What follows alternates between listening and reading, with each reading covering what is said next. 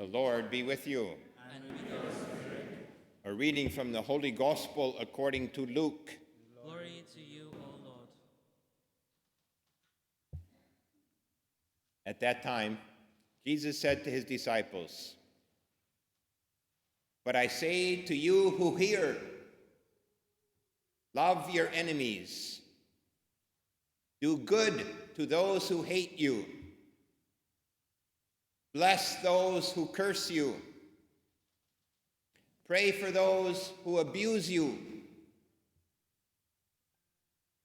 To one who strikes you on the cheek, offer the other cheek. And from one who takes away your cloak, do not withhold your tunic either. Give to everyone who begs from you, and from the one who takes away your goods, do not demand them back. And as you wish that others would do to you, do so to them. If you love those who love you, what benefit is that to you? Even sinners love those who love them. If you do good to those who do good to you, what benefit is that to you? For even sinners do the same. And if you lend to those from whom you expect to receive, what credit is that to you? Even sinners lend to sinners to get back the same amount. But love your enemies and do good and lend, expecting nothing in return, and your reward will be great, and you will be sons of the Most High. For he is kind to the ungrateful and the evil. Be merciful, even as your Father is merciful. Judge not, and you will not be judged. Condemn not, and you will not be condemned. Forgive, and you will be forgiven. Give, and it will be given to you. Good measure, pressed down, shaken together, running over, will be put into your laps. For with the measure you use, it will be measured back to you." The Gospel of the Lord.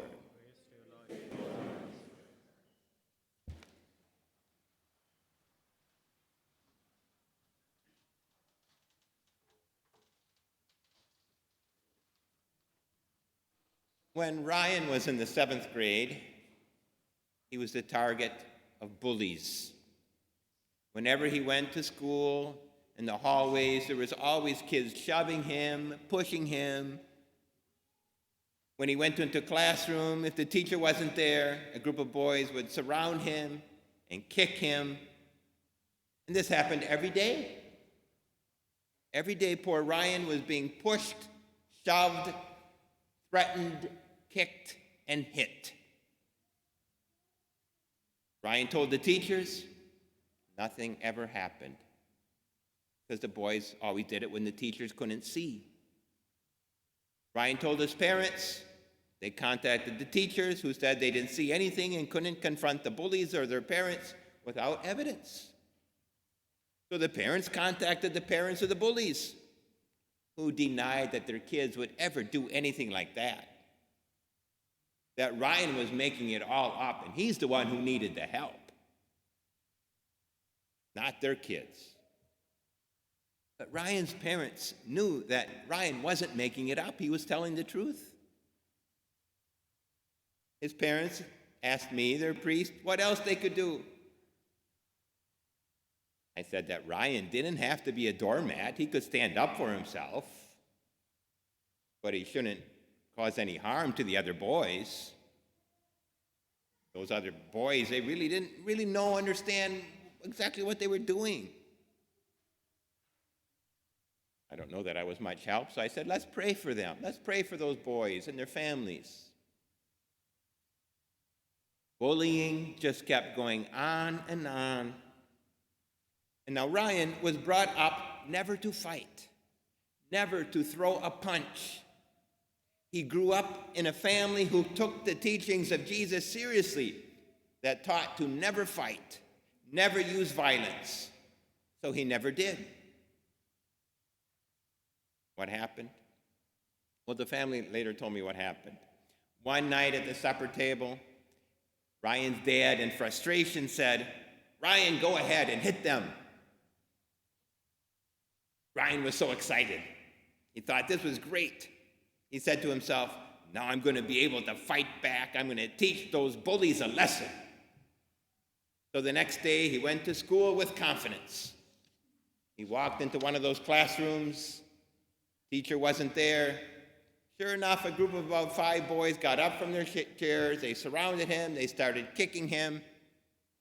And so Ryan grabbed one of those kids by the collar of his shirt, and he raised his fist, and he just couldn't do it.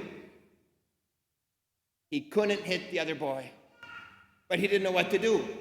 He said that the other kid was looking right at him, and scared as he could be.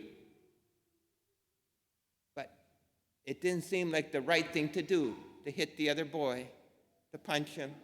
But he didn't know what to do, so he kept on holding the boy's collar with his fist in the air.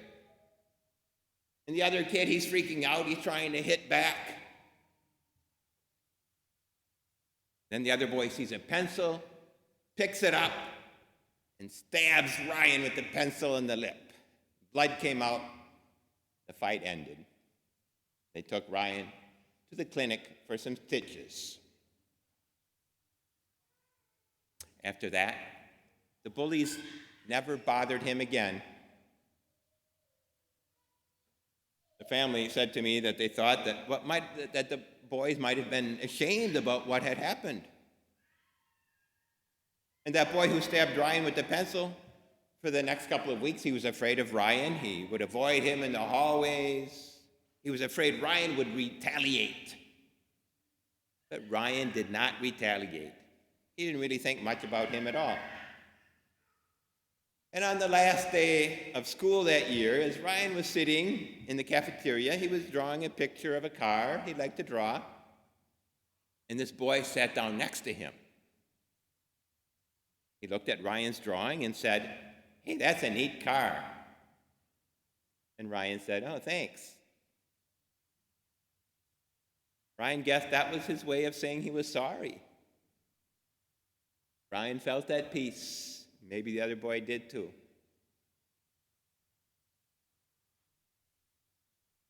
Love your enemies. Do good to those who hurt you. Bless those who curse you. Pray for those who abuse you. These are hard teachings from Jesus. And yet we all need to struggle with how to respond to violence, how to respond to those who are hurting us. One human tendency is to hurt others who are hurting us. It's hard not to. We think, oh, they deserve a lesson for what they did. I'm going to give them the same thing that they give to me. I'm going to fight fire with fire. And when we fight fire with fire, the whole world gets hotter and more violent. All of us need to struggle with how to respond to evil. Like the family of Ryan, we struggled with it.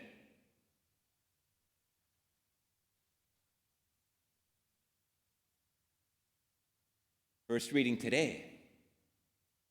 Saul was out to kill David. He saw him as a rival to his throne. And when he was sound asleep, David was able to be right next to him with a chance of taking his spear and killing Saul, but he didn't do it.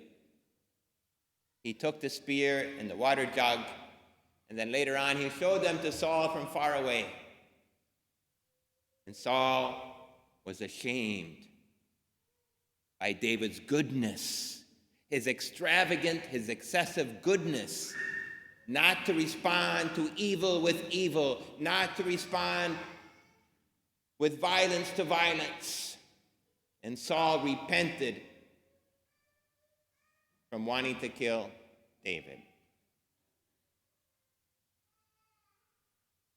That's what turning the other cheek is all about. Showing the other person that we will not go to their level. We will not inflict violence upon them just because they inflict violence on us. We are willing to even take hurt to show them what they are doing, to show them what they are. How hard it is. We say it all the time, huh? We reject sin, but we have to love the sinner. How hard it is to truly want the best for the other person instead of not wanting to hurt them when they hurt us. It is hard. And we all should struggle with it as Ryan and his family did. And our model for it, one of the few people who've been able to accomplish it, is Jesus Christ on the cross. How to fight against evil with good. The only way to overcome evil is with excessive, extravagant good and love and care for the other people, even though they are hurting us. For the Christian, war is not right. Capital punishment is not right. Fighting evil with evil is not right. Sometimes police actions to prevent a greater harm can be justified. Sometimes self-defense, perhaps. But rarely can violence be justified for Christians. And all of us need to struggle with those feelings that we have of wanting to hurt others who hurt us. Because we only love God to the extent that we love the person that we love least. Love your enemies. Love those who hurt you. Love those who are difficult, that we don't like. We're not called to like them. We're called to care about them and not to hurt them. Let us all struggle and keep on struggling with this issue as Christians. How to overcome evil with good. Let us practice it.